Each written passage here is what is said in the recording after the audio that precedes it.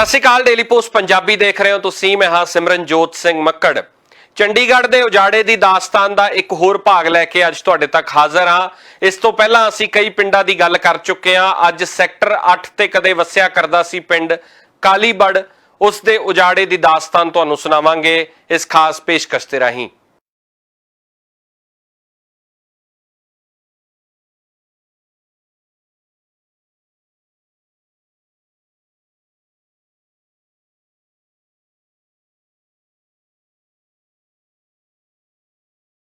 Sector 8 ਤੇ sector 9 Chandigarh ਦੇ ਮਸ਼ਹੂਰ ਸੈਕਟਰ ਨੇ। ਸੈਕਟਰ 8 ਦਾ ਗੁਰਦੁਆਰਾ ਸਾਹਿਬ ਬਹੁਤ ਦੁਨੀਆ ਸ਼ਰਧਾ ਰੱਖਦੀ ਹੈ। ਦਸਮ ਪਾਤਸ਼ਾਹ ਦੇ ਨਾਂ ਤੇ ਗੁਰੂ ਘਰ ਬਣਿਆ ਹੋਇਆ ਹੈ, ਨਾਲ ਮੰਦਿਰ ਵੀ ਹੈ। ਦੱਸਿਆ ਜਾਂਦਾ ਹੈ ਕਿ ਕਦੇ ਇੱਥੇ ਧਰਮਸ਼ਾਲਾ ਹੁੰਦੀ ਸੀ ਤੇ ਧਰਮਸ਼ਾਲਾ ਦੇ ਅੰਦਰ ਇਹ ਗੁਰੂ ਘਰ ਸੁਸ਼ੋਭਿਤ ਸੀ।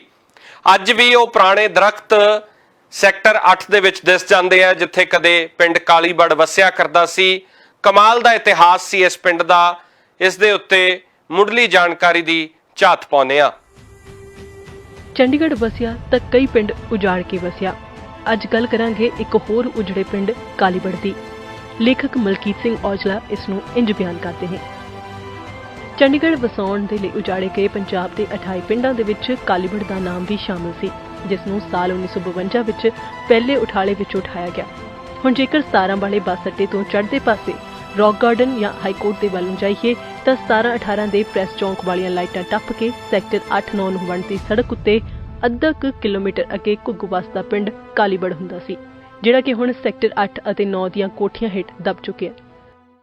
ਸੈਕਟਰ 8 ਦੇ ਗੁਰੂ ਘਰ ਦੇ ਸਾਹਮਣੇ ਬਿਲਕੁਲ ਕੋਠੀਆਂ ਨੇ ਔਰ ਕੋਠੀਆਂ ਦੇ ਬਾਹਰ ਇੱਕ ਦਰਖਤ ਲੱਗਿਆ। ਇਹ ਉਸੇ ਪਿੰਡ ਕਾਲੀਬੜ ਦਾ ਦਰਖਤ ਸੀ। ਜਦੋਂ ਪਿੰਡ ਵਸਿਆ ਕਰਦਾ ਸੀ ਤਾਂ ਉਹਨਾਂ ਦਿਨਾਂ ਦੇ ਵਿੱਚ ਇਹ ਦਰਖਤ ਲਾਇਆ ਸੀ, ਜੋ ਅੱਜ ਵੀ ਉਸ ਪਿੰਡ ਦੇ ਮਾਣਮੱਤੇ ਇਤਿਹਾਸ ਦੀ ਯਾਦ ਤਾਜ਼ਾ ਦਿਵਾਉਂਦਾ ਹੈ।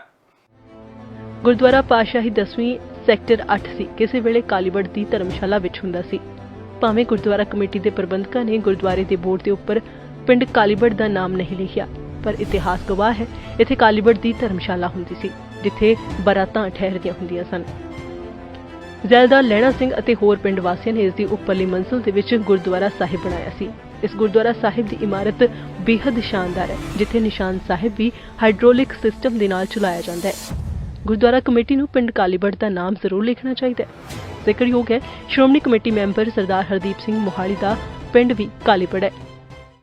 ਸੈਕਟਰ 8 ਦੇ ਗੁਰੂ ਘਰ ਦੇ ਬਿਲਕੁਲ ਸਾਹਮਣੇ ਕੋਠੀਆਂ ਨੇ ਔਰ ਇਹਨਾਂ ਕੋਠੀਆਂ ਦੇ ਬਾਹਰ ਲੱਗਿਆ ਉਹ ਦਰਖਤ ਜੋ ਕਦੇ ਪਿੰਡ ਕਾਲੀਬੜ ਦੇ ਲੋਕਾਂ ਨੇ ਆਪਣੇ ਹੱਥੀਂ ਲਾਇਆ ਹੋਣਾ। ਇਹ ਦਰਖਤ ਅੱਜ ਵੀ ਪਿੰਡ ਦੇ ਉਸ ਮਾਣਮੱਤੇ ਇਤਿਹਾਸ ਦੀ ਯਾਦ ਤਾਜ਼ਾ ਕਰਵਾਉਂਦਾ ਹੈ। ਗੁਰਦੁਆਰਾ ਸਾਹਿਬ ਦੇ ਬਿਲਕੁਲ ਸਾਹਮਣੇ ਕੋਠੀ ਦੇ ਅੱਗੇ ਕਾਲੀਬੜ ਦਾ ਪੁਰਾਣਾ ਪਿੱਪਲ ਖੜਾ ਹੈ, ਜੋ ਸਮੇਂ-ਸਮੇਂ ਕੁਹਾੜੀਆਂ ਦੇ ਵਾਰ ਸਹਿ ਕੇ ਅਧਰੰਗ ਹੋਏ ਬੰਦੇ ਵਾਂਗ ਹਾਲ ਤੋਂ ਬੇਹਾਲ ਹੋਇਆ ਪਿਆ, ਪਰ ਫਿਰ ਵੀ ਆਪਣੀ ਹੋਂਦ ਨੂੰ ਬਰਕਰਾਰ ਰੱਖੀ ਖੜਾ ਹੈ। ਇਸ ਥਾਂ ਤੇ ਪਿੰਡ ਦਾ ਖੇੜਾ ਹੁੰਦਾ ਸੀ।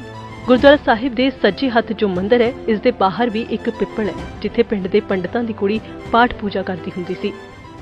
ਲਗਭਗ 350 ਘਰਾਂ ਵਾਲੇ ਇਸ ਪਿੰਡ ਦੇ ਵਿੱਚ ਟਿਵਾਣਾ ਤੇ ਛੜਾਨ ਗੋਤ ਦੇ ਲੋਕ ਵਸਿਆ ਕਰਦੇ ਸੀ। ਇਸ ਪਿੰਡ ਦਾ ਪਿਛੋਕੜ ਪਟਿਆਲਾ ਜ਼ਿਲ੍ਹਾ ਦੇ ਪਿੰਡ ਦਿੱਤੂਪੁਰੇ ਦੇ ਨਾਲ ਜੁੜਦਾ ਹੈ। ਪਿੰਡ ਉਜੜਿਆ ਔਰ ਇਹ ਲੋਕ ਵੀ ਉਜੜ ਗਏ। ਕਾਲੀਬੜ ਇੱਕ ਬੜਾ ਮੰਨਿਆ ਹੋਇਆ ਪਿੰਡ ਸੀ, ਜਿਸ ਦਾ ਪਿਛੋਕੜ ਪਟਿਆਲਾ ਜ਼ਿਲ੍ਹੇ ਦੇ ਦਿੱਤੂਪੁਰ ਪਿੰਡ ਦੇ ਨਾਲ ਜੁੜਦਾ ਸੀ। ਪਿੰਡ ਵਿੱਚ ਟਿਵਾਣਾ ਅਤੇ ਛੜਾਨ ਗੋਤ ਦੀਆਂ 2 ਪੱਤੀਆਂ ਸਨ ਅਤੇ ਦੋਹਾਂ ਵਿੱਚ 2 ਖੂਹ ਲੱਗੇ ਹੋਏ ਸਨ। ਕਾਲੀਬੜ ਦੇ ਵਿੱਚ ਲਗਭਗ 350 ਘਰ ਸਨ ਤੇ ਪਿੰਡ ਦੀ ਆਬਾਦੀ 2000 ਦੇ ਕਰੀਬ ਸੀ। ਇਸ ਪਿੰਡ ਦੇ ਵਿੱਚ ਮਿਡਲ ਸਕੂਲ ਹੁੰਦਾ ਸੀ, ਜਿੱਥੇ ਇਲਾਕੇ ਦੇ ਬੱਚੇ ਪੜ੍ਹਨ ਲਈ ਆਉਂਦੇ ਸਨ। ਕਾਲੀਬੜ ਦੇ ਛਿਪਦੇ ਪਾਸੇ ਰੁੜਕੀ ਪੜਾਓ ਸੀ। ਭਾਵੇਂ ਇਹਨਾਂ ਦੋਵਾਂ ਪਿੰਡਾਂ ਦੇ ਵਿੱਚ 2 ਮੀਲ ਦਾ ਹੀ ਫਾਸਲਾ ਸੀ, ਪਰ ਪੱਤਣ ਦਾ ਬਹੁਤ ਫਰਕ ਸੀ। ਰੁੜਕੀ ਦੇ ਵਿੱਚ ਪਾਣੀ 20 ਫੁੱਟ ਤੇ ਸੀ, ਜਦਕਿ ਕਾਲੀਬੜ ਦੇ ਵਿੱਚ 80 ਫੁੱਟ ਤੋਂ ਵੀ ਡੂੰਘਾ ਸੀ। ਪਿੰਡ ਦੀ ਜ਼ਮੀਨ ਉਪਜਾਊ ਸੀ। ਜ਼ਿਮੀਂਦਾਰਾਂ ਦੇ 40 ਗੱਡੇ ਸਨ। ਕਾਲੀਬੜ ਦੇ ਰੌਣਕ ਸਿੰਘ ਦਾ ਰੱਥ ਇਲਾਕੇ ਦੇ ਵਿੱਚ ਬੜਾ ਮਸ਼ਹੂਰ ਹੁੰਦਾ ਸੀ। ਸਾਬਕਾ ਸਪੀਕਰ ਰਵਿੰਦਰ ਸਿੰਘ ਦੁਮਣਾ ਦੇ ਦਾਦੇ ਦੀ ਭੂਆ ਇਸ ਪਿੰਡ ਦੇ ਵਿੱਚ ਵਿਆਹੀ ਹੋਈ ਸੀ। ਸੈਕਟਰ 9 ਦਾ ਕਾਰਮਲ ਕਨਵੈਂਟ ਸਕੂਲ ਮਸ਼ਹੂਰ ਸਕੂਲ ਹੈ ਔਰ ਇਸੇ ਸਕੂਲ ਦੇ ਸਾਹਮਣੇ ਪਾਰਕ ਦੇ ਵਿੱਚ ਲਗਭਗ 250 ਸਾਲ ਪੁਰਾਣੇ ਪਿੱਪਲ ਖੜੇ ਨੇ। ਇੱਕ ਜਗ੍ਹਾ ਦੇ ਉੱਤੇ ਬੋਰਡ ਵੀ ਲੱਗਿਆ ਔਰ ਬੋਰਡ ਦੇ ਉੱਤੇ ਲਿਖਿਆ ਹੋਇਆ ਹੈ ਕਿ 250 ਸਾਲ ਪੁਰਾਣਾ ਕਾਲੀਬੜ ਦਾ ਪਿੱਪਲ। ਇਸ ਦੇ ਨਾਲ ਹੀ ਸੈਕਟਰ 8 ਦੇ ਵਿੱਚ ਕਮਿਊਨਿਟੀ ਸੈਂਟਰ ਹੈ, ਇਹਦੇ ਨਾਲ ਟੋਭਾ ਹੋਇਆ ਕਰਦਾ ਸੀ ਤੇ ਹੋਰ ਬਹੁਤ ਸਾਰੀਆਂ ਰੋਚਕ ਗੱਲਾਂ ਉਹ ਵੀ ਤੁਹਾਨੂੰ ਦੱਸਦੇ ਹਾਂ। ਗੁਰਦੁਆਰਾ ਸਾਹਿਬ ਦੇ ਸਾਹਮਣੇ ਸੈਕਟਰ 9 ਦੀਆਂ ਕੋਠੀਆਂ ਤੋਂ ਅੱਗੇ ਚੜ੍ਹਦੇ ਕਮਿਊਨਿਟੀ ਸੈਂਟਰ ਦੇ ਪਿੱਛੇ ਮੋੜ ਤੇ ਆਰਮੀ ਦਾ ਦਫ਼ਤਰ ਹੈ, ਜਿੱਥੇ ਪੁਰਾਣੇ ਪਿੱਪਲ ਬੜੋਟੇ ਅੱਜ ਵੀ ਖੜੇ ਨੇ। ਇਸ ਪਾਸੇ ਹੀ ਪਿੰਡ ਦਾ ਟੋਬਾ ਹੁੰਦਾ ਸੀ। ਇਸੇ ਤਰ੍ਹਾਂ ਸੈਕਟਰ 9 ਦੇ ਵਿੱਚ ਕਾਰਮਲ ਕਨਵੈਂਟ ਸਕੂਲ ਦੇ ਸਾਹਮਣੇ ਚੜ੍ਹਦੇ ਪਾਸੇ ਬਣੇ ਪਾਰਕ ਤੇ ਕੋਈ 250-300 ਸਾਲ ਪੁਰਾਣੇ ਕਾਲੀਬੜ ਦੇ ਵਿਸ਼ਾਲ ਪਿੱਪਲ ਖੜੇ ਹਨ।